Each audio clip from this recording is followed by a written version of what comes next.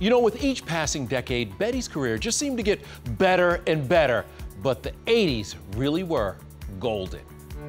Thank you for being a friend. I read the script and just flipped about it. And B. Arthur and Rue McClanahan both had the same reaction. Do you know what I hate doing most after a party? Trying to find your underwear in the big pile? These aren't old people. You don't self-destruct once you pass 55. We're all just as vital and sensual and nutty and good and bad as anybody else. Stan came by and stayed with me, brought me food, held me, showed me that special part of himself. Right there in the waiting room? Do you know what a privilege it is at this end of a career? I mean, after being in the business this long, to work with three people that no matter what you throw out, you get something wonderful back to back. Why, Rose Nyland. Why, that cake is in the shape of... Blanche, we know what it is. I thought it was in the shape of Florida. Can you believe Betty was the eldest of the Golden Girls? She played the sweet but not so sharp Rose. My father told Stan that he had to marry me. I was pregnant. You had a blowgun wedding? Well, this season, we're writing the other girls out, and Rose is doing it in one. It's just going to be, you know, the Betty White show, and then... Sorry about that. No. That's the real Betty coming forth. You see, Rose has disappeared. There you go. You know, it doesn't matter whether I win. I mean, just being nominated is enough. That's a good attitude, Rose. It's also a crock of bull. I want that sucker bad. Betty won her third Emmy for the Golden Girls. In fact, every single actress won during the show's 7-year run. Now, everybody on the Golden Girls has a Golden Girl of her own. I think now, next year, we're all up for grabs. We start all over again. Isn't that wonderful? Do you want to see my Vans Cap caca? As long as I don't have to show you mine. I've been so blessed. It's such a great experience.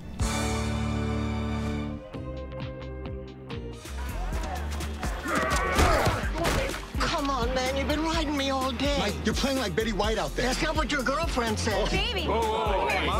Betty White's Snickers Super Bowl spot in 2010 will go down as one of the best commercials of all time. But it's not just Betty's comedy skills that made fans fall in love with her. It was also Betty's love for animals.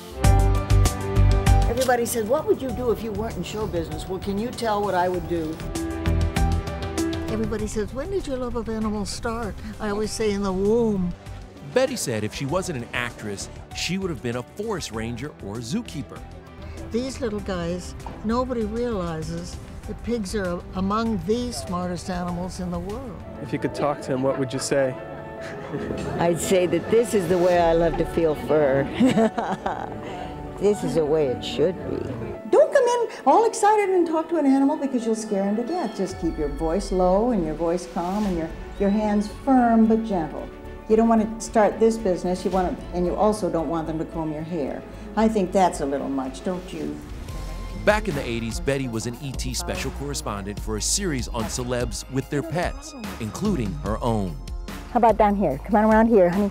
But getting 3 dogs and a cat to behave for our camera was not an easy task. Oh, get those ears up where every cat and person in the world will know you're not happy. This is TK, this is Timmy, and this is Cricket, and this is Dinah, my retired guide dog, golden retriever. She spent time with Tippi Hedren and her big cats, Bo Derek and her horses, and The Tonight Show's band leader, Doc Severinsen, and his family of dogs and cats. There you go to Aunt Betty. There we go. Isn't she a beautiful thing, though? She's lovely, and that's tough for a cat to let a stranger take her. And as for the reason she loved her furry and feathered friends so much, they just give you such comfort, and they ask for so little. And they kind of keep our priorities sorted out when the planet is being paved over and the noise factors and all the things get louder and more crowded. You can kind of look at these guys and realize what it's really all about. As much as Betty adored animals, it was her husband, Allen Ludden, who captured her heart forever. Who knows? It might be better than the first one. Love of my life. When you've had the best, who needs the rest? Why, Betty White. Why, Allen Ludden. Well, it's nice to see you again. Nice to see you.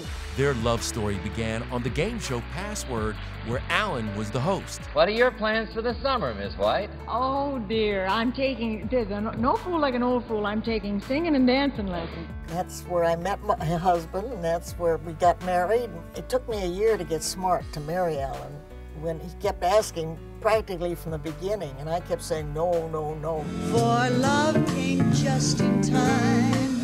I found you just in time. We went to dinner, and he gave me this beautiful wedding ring with diamonds all around it and the gold wedding ring. And of course, as any red-blooded American girl would do, I got mad because I kept saying, no, I won't marry you. And I gave it back to him. Well, did he take it back to the jeweler? No, he put it on a gold chain around his neck. So every time I saw him, there was that blinking wedding ring. He said, you're gonna wear it someday, you might as well get used to it. So sure enough, after a year, I did. The lady celebrity in Password this week is a lady that I married 4 years ago today. Happy anniversary, Betty White. Allen was actually Betty's third husband. She became the loving stepmother to his 3 kids and chose not to have children of her own. No, I've never regretted it. I'm so compulsive about stuff. I know if I had ever gotten pregnant, of course, that would have been my whole focus. But I didn't choose to have children because I'm focused on my career. And I just don't think, as compulsive as I am, that I could manage both.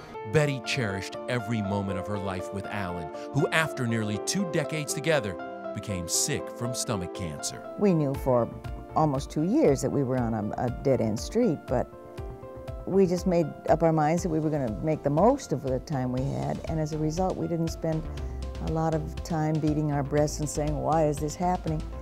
And we just, you can't handle anything well all the time, but for the most part, it worked pretty well. Allen passed away in 1981, but Betty told us he always remained a part of her. I swear, somewhere in here, he'd tell me, you gotta keep going, and you gotta, shape up or ship out. And he's still so very much around. I swear he's sitting in this chair. Betty never remarried, but over the years, she did develop a pretty heavy crush. Is there one thing out there that Betty White still wants to do? Robert Redford. Robert Redford. Robert Redford. Robert Redford. I would be so embarrassed if I ever met him. Oh, he never calls, he never writes. I tried. You She did? just never responded. Can't imagine being loved by anybody better.